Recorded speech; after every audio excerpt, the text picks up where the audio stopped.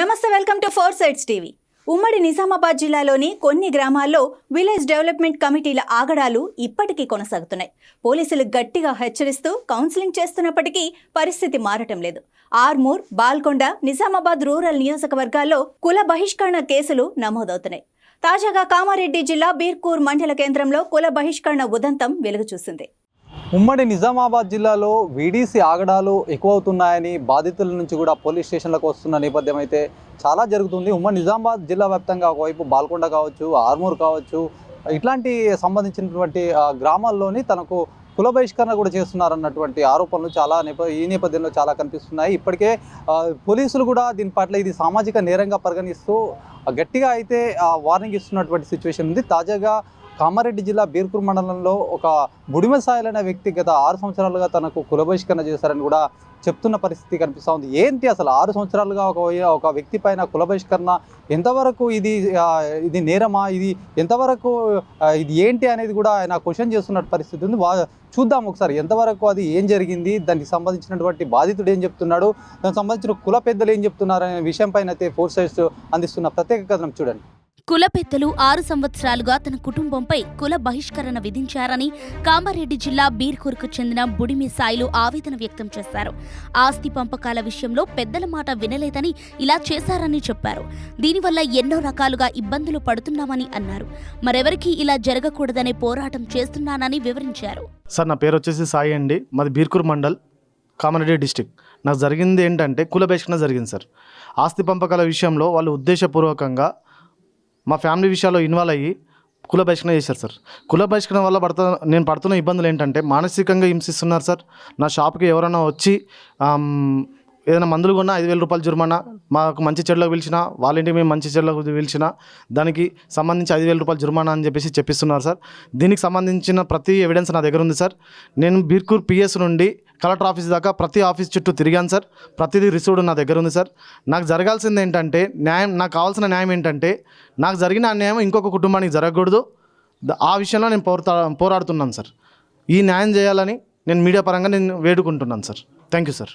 సాయిలుపై తాము కుల బహిష్కరణ విధించలేదని కుల సంఘ పెద్దలు స్పష్టం చేశారు. కుటుంబ సమస్యలతో తమ వద్దకు వస్తే రాజీ కుదర్చడానికి ప్రయత్నించామని వివరించారు.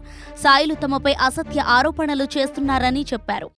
మా కుల పిల్లల దగ్గరికి వస్తే మేము పిలిచి న్యాయం చెప్తే కూడా ఇన్నర్ మరి ఇన్ని తర్వాత 3 సార్లు పంచాయతీ పెట్టుకున్నారు, 3 సార్లు ఇన్నారు, 3 సార్లు ఇన్ని కూడా కావాలని మాకు ఆరోపణ చేస్తున్నారు.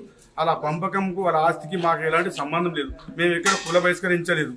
ఉట్టిగా మా మీద ఆరోపణ చేసుకుంటా బురదలుతున్నాడు కాబట్టి ఆయనకి ఏనాటిది మంచిది కాదు.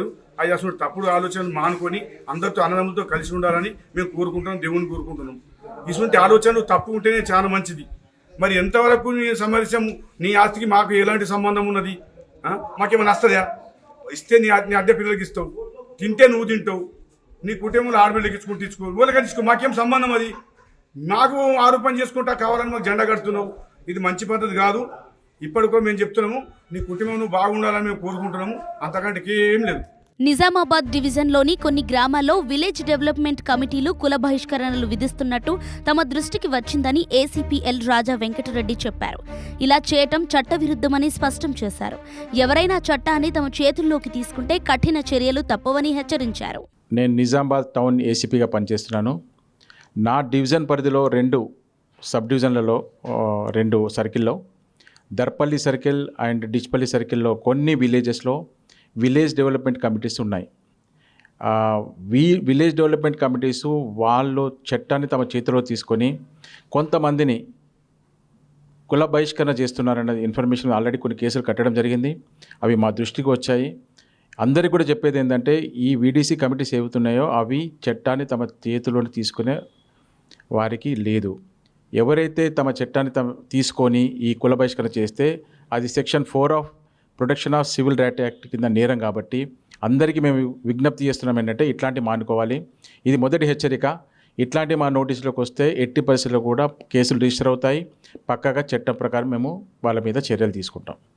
కామారెడ్డి జిల్లా బీర్కూర్ మండలంలో జరిగినటువంటి ఒక బాధితుడైతే తమని కుల బహిష్కరణ చేశారు 6 సంవత్సరాలు కానీ ఆయన ఆవేదన వ్యక్తం చేస్తున్న పరిస్థితికి సంబంధించినటువంటి సంఘ సభ్యులు కూడా తనని కేవలం కూడా బదనాం చేయడానికి ఇట్లా చేశారు. తాము ఎప్పుడు కూడా ఇలాంటివి చేయలేదు. ఇద్దరి మధ్యలో రాజీ కుదర్చడానికి మాత్రం చేశామని కూడా ఒకవైపు వాళ్ళు చెప్తున్నటువంటి పరిస్థితి ఉంది. ఏదేమైనప్పటికీ కోర్టులు కానీ న్యాయస్థానాలు, ఒకవైపు పోలీసులు కూడా ఇలాంటి అరాచకాలు జరగకుండా, ఇలాంటి తలెత్తకుండా కూడా ఇప్పటికే జాగ్రత్తలు తీసుకుంటున్న నేపథ్యంలో కూడా ఇలాంటి సంఘటనలు అక్కడక్కడ చూసుకోవడం కూడా చూసుకోవడం దురదృష్టకరమని చెప్తున్నటువంటి పరిస్థితి ఉంది. కెమెరామెన్ సందీప్తో శ్రీనివాస్, 4 Sides TV, కామారెడ్డి నుంచి.